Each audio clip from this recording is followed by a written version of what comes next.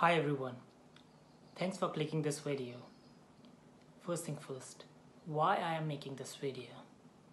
The only reason for me to make this video is to share my experience how I came to Germany for my master's studies. Let me give you a quick background update. I came to Germany in 2015 for my master's studies, and from the last 2 years I've been working here. I can proudly say that this has been one of my best decisions in life, as it has helped me to grow professionally as well as personally a lot. Before making this video, I was under the dilemma whether I should make a video or not. But few close friends of mine told me if I can share my experience and strengthen the confidence of young aspirants, then why not? So without wasting much time, let me tell you what I'll cover in this video. In the first part, I'll tell you how did I find my course. In the second part, I'll go through what documents I had to submit for my admission in the university. In the third part, how did I send my documents. In the fourth, about the admission and rejection. And lastly, what doubts I had during the whole application process.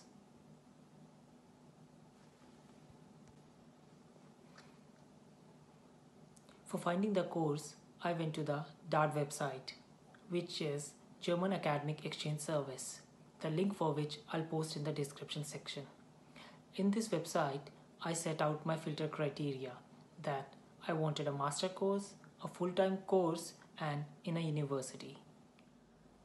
Apart from filter criteria, I also entered some search keywords such as renewable, electrical.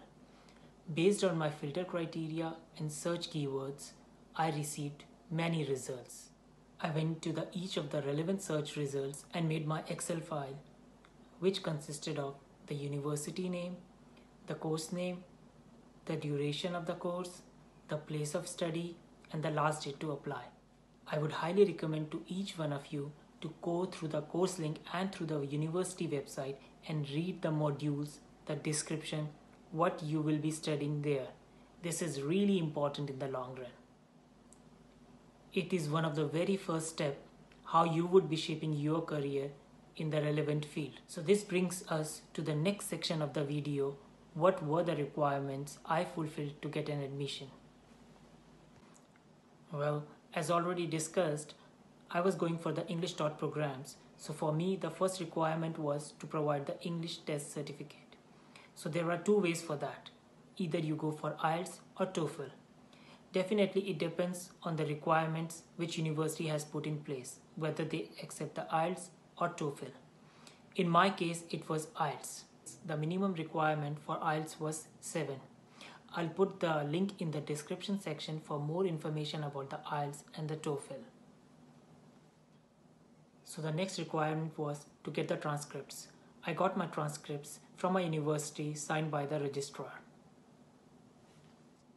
The third requirement, which I find the most important and useful one, was the SOP, which stands for Statement of Purpose. So the Statement of Purpose is a one-page document which I had to write by myself, describing how my previous education as well as if I have worked somewhere is relevant to the course which I am applying for and to the university. So what points to keep in mind while writing SOP? Number 1. Make a clear story linking your previous studies or experience to your future studies. One of the main things the University Admission Committee checks in your SOP is for its originality. How do they do it? They have numerous softwares and a large database where they put your SOP into their database and compare it. Please look for the definition of plagiarism and please avoid it. In the part of SOP, I mentioned that it's really important to write SOP on your own. Why I said this? Because when you are applying for a job after your master's, you have to write a cover letter. It is just another SOP for job. So if you write SOP now, it will be really helpful for you to write your cover letters later on. So the next requirement was LOR, that is the letter of recommendation. So I got this letter from two places, one from the university and one from the previous employer. If someone does not have any work experience, it's completely okay, and they can have the letter of recommendations only from the university. So this LOR should clearly mention your projects, internship, your expertise, your working area, certified by the professor or from your company.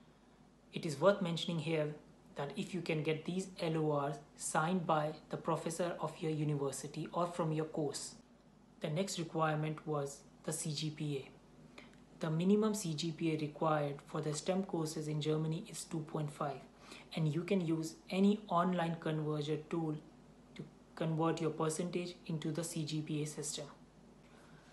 The next requirement, it's not a necessary requirement, but sometimes the university also asks for the detailed syllabus of your bachelor studies so that they can clearly check the requirement or eligibility for the master's course, or they can clearly tell you, okay, you need to do some more courses in this stream to be eligible for the master's course.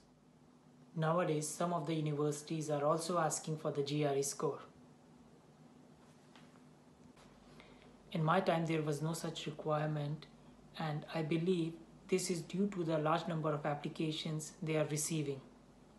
So if you have a GRE score, it would be very well advantageous for you to apply for that particular course.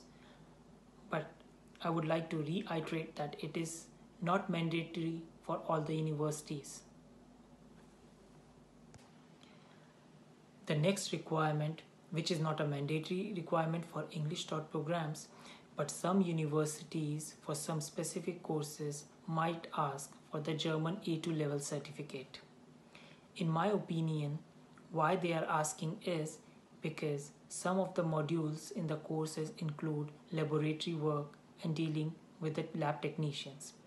Sometimes these lab technicians cannot speak very fluent English, and that's why the universities ask for this German A2 level certificate. In my opinion, this language requirement is not to demotivate anyone, but to encourage the applicants so that they can fully utilize the knowledge and the study material available in the university. Maybe I'll make a separate video how you can learn the language. Now that brings us to the third part of the video about sending the documents to the university. To send the documents to the university, I use the DHL service. Generally, DHL has offers for students, so please ask the DHL in your own country about the offers for students to send the applications. Alternatively, there is always an option of using National Post to send the documents. Now we have moved to the next part of the video about the admission and rejection letter.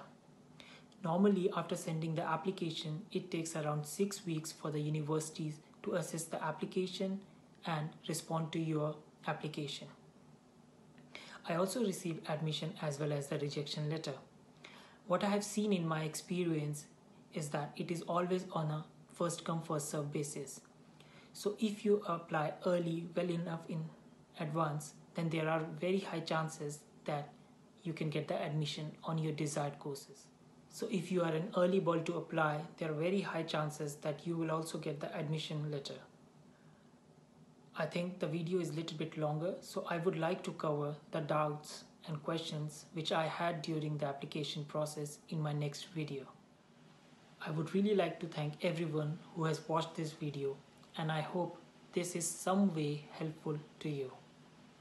Also, I would like to mention, if the average person like me can do this, definitely you all can do this. This is just the beginning for a new life.